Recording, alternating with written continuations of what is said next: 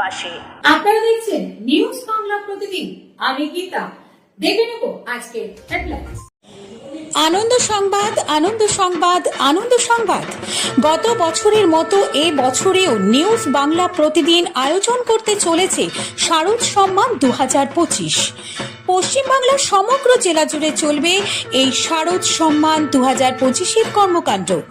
News Bangla প্রতিদিনের সাথে media partner হিসাবে থাকছে এই কর্মকাণ্ডে prime time Bangla, news Hooghly এবং সংবাদ শিরোনামে। পশ্চিমবঙ্গের সমগ্র জেলাগুলির পূজা কমিটি নিউজ বাংলা প্রতিদিন আয়োজিত শারদ সম্মান 2025 এই কর্মকাণ্ডে অংশগ্রহণ করতে ইচ্ছুক থাকলে যোগাযোগ করুন এই নম্বরে।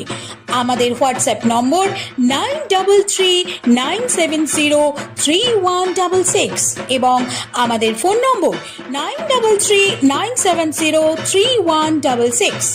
পশ্চিম বাংলার সমগ্র দুর্গাপূজা কমিটিগুলিকে জানাই নিউজ বাংলা প্রতিদিনের এই কর্মকাণ্ডে সাদর আমন্ত্রণ। জয় মা দুর্গেশ্বরী।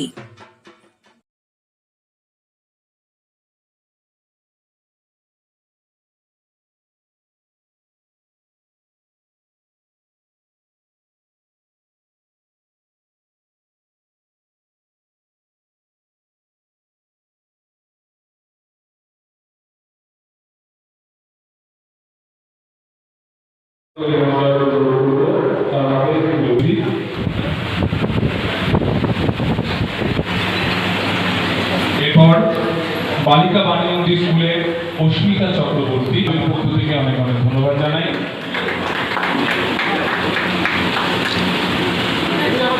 স্বর্ণদ্বীপের আমরা উজ্জ্বল ভবিষ্যৎ কামনা করি। 483 নম্বর, মানে 17 নম্বর কেবল কম, টোটাল থেকে 17 নম্বর কম, তারাতে আমরা এটা তুলে দিচ্ছি।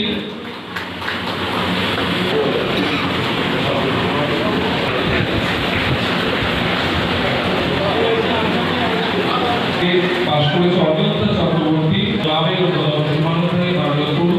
ছবি আঁকতে পেরেছে। প্রতিভা জিনিসপত্র আমাদের ক্লাবের অন্যতম পৃষ্ঠপোষক।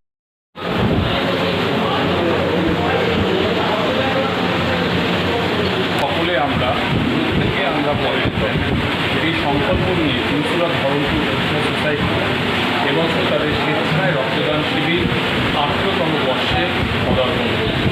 স্বেচ্ছায় রক্তদান শিবিরের সঙ্গে মাধ্যমিক এবং উচ্চ মাধ্যমিকের দুটি শিক্ষার্থীদের সংবর্ধনা জ্ঞাপন এবং একই সঙ্গে বৃক্ষরোপণ কর্মসূচি আমরা আয়োজন করেছি।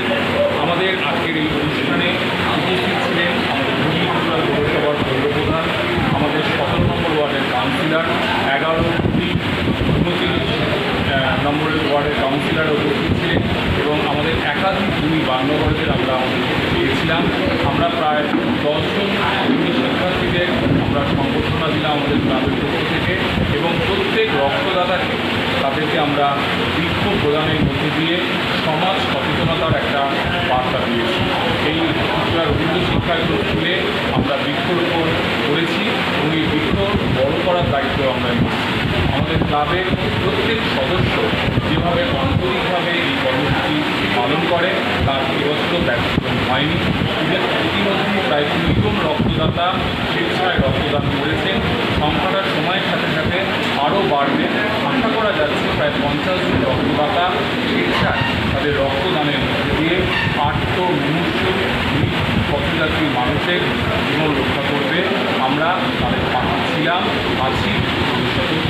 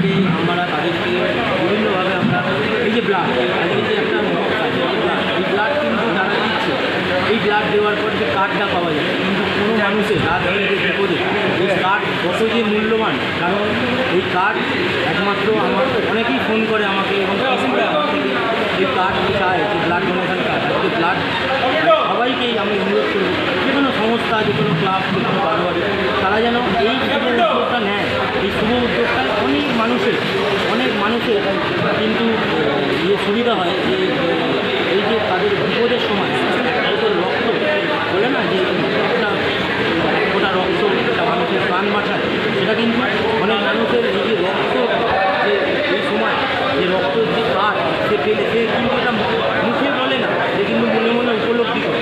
তো আমরা সারা বছরই এরকম কাজকর্ম করি এবং আমাদের সমস্ত কর্মী আমাদের সারা আমাদের আমাদের যারা সিনিয়র জুনিয়র সবাই মিলে আমরা যে এরকম কাজ আমরা ব্লাড ডোনেশন এবং স্বাস্থ্য শিবির তো সবাই করে, কিন্তু নাড়ুয়া সরকার করা একটা দৃষ্টান্তমূলক চন্দননগর এই কারণেই, কারণ স্বাস্থ্য শিবিরের সঙ্গে আমরা ফ্রিতে ওষুধ যে মেডিসিন সেটাও প্রদান করে থাকি, যেটা কিন্তু অনেক জায়গায় শুধু স্বাস্থ্য শিবির হয় কিন্তু ওষুধ প্রদান করে না, আমরা ওষুধ প্রদান করে থাকি। এবং স্বাস্থ্য শিবির মানে আমাদের সেখানে জন ডাক্তার বসেছে, ডেন্টিস্ট থেকে শুরু করে গাইনি, জেনারেল ফিজিশিয়ান, চক্ষু, ইসিজি, মানে সমস্ত রকম ট্রিটমেন্ট আমরা এখানে করি। এবং আমরা চাই যে আপনারাও আমাদের সঙ্গে থাকুন, পাশে থাকুন এবং আমরা বিগত দিনে আরও এগিয়ে যাই আপনাদের আশীর্বাদ নিয়ে।